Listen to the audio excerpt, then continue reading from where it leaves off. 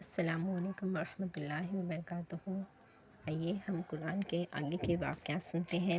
بسم اللہ الرحمن الرحیم۔ یہ حضرت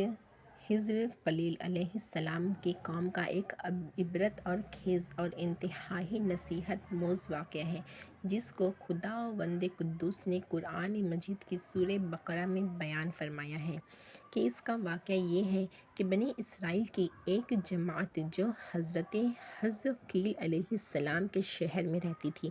شہر میں طاعون کی وبا پھیل جانے سے ان لوگوں پر موت کا خوف سوار ہو گیا، اور یہ لوگ موت کے ڈر سے سب کے سب شہر چھوڑ کر ایک جنگل میں بھاگ گئے اور وہیں رہنے لگے۔ تو اللہ تعالیٰ کو ان لوگوں کی یہ حرکت بہت زیادہ ناپسند ہوئی، چنانچہ اللہ تعالیٰ نے ایک عذاب کے فرشتے کو اس جنگل میں بھیج دیا، جس نے ایک پہاڑ کی آڑ میں چھپ کر چیخ مار کر بلند آواز سے یہ کہہ دیا کہ یعنی تم سب مر جاؤ، اور اس مہیب اور بھیانک چیخ کو سن کر بغیر کسی بیماری کے بالکل اچانک یہ سب کے سب مر گئے، جن کی تعداد 70,000 تھی۔ ان مردوں کی تعداد اس قدر زیادہ تھی کہ ان لوگوں کو کفن و دفن کا کوئی انتظام نہیں کر سکے، اور ان مردوں کی لاشوں کھلے میدان میں بے غور کفن 8 دن تک پڑی پڑی سڑنے لگ گئی، اور بے انتہائی تعفن اور بدبو سے پورے جنگل بلکہ اس کے اطراف میں بدبو پیدا ہو گئی۔ کچھ لوگوں نے ان کی لاشوں پر رحم کھا کر چاروں طرف سے دیوار اٹھا دی تاکہ یہ لاشیں درندوں سے محفوظ رہیں۔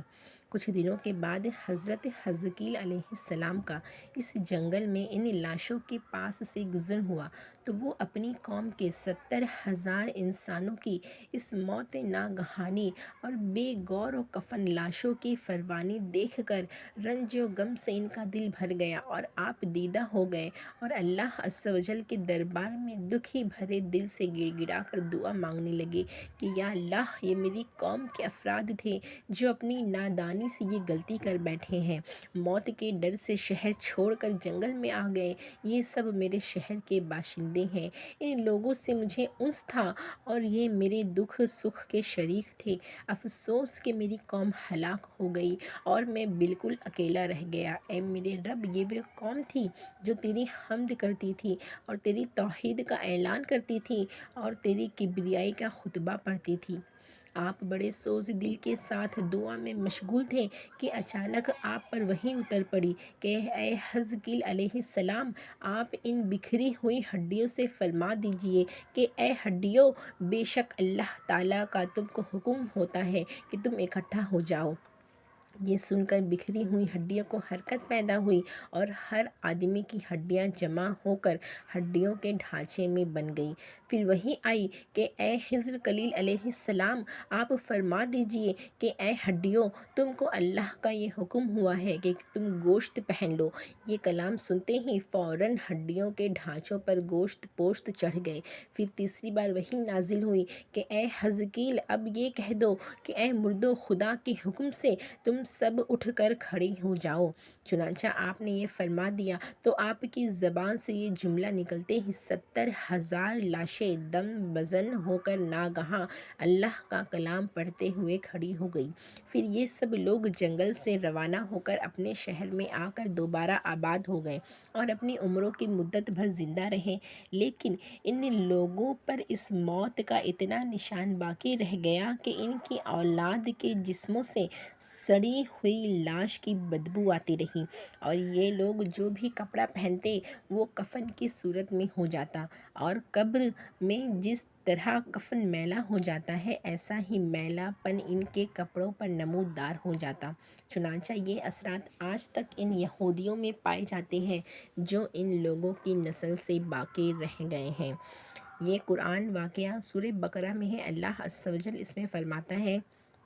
جس کا ترجمہ کنز ایمان ہے، کہ اے محبوب، کیا تم نے نہ دیکھا تھا انہیں جو اپنے گھروں سے نکلے اور وہ ہزاروں تھے موت کے ڈر سے، تو اللہ نے ان سے فرمایا مر جاؤ، پھر انہیں زندہ فرما دیا۔ بے شک اللہ لوگوں پر فضل کرنے والا ہے، مگر اکثر لوگ ناشکرے ہیں۔ کہ پیارے دوستوں، اس سے ہمیں یہ معلوم ہوا کہ بنی اسرائیل کی اس واقعے سے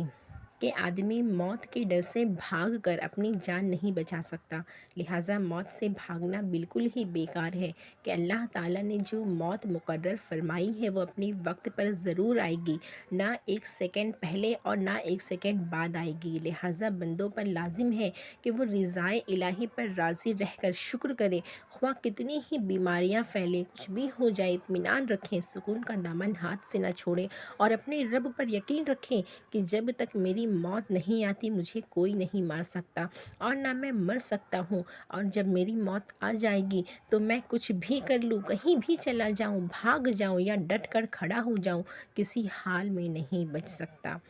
آگے کی اچھی ویڈیوز جاننے کے لیے چینل کو لائک کیجیے، شیئر کیجیے اور سبسکرائب کیجیے۔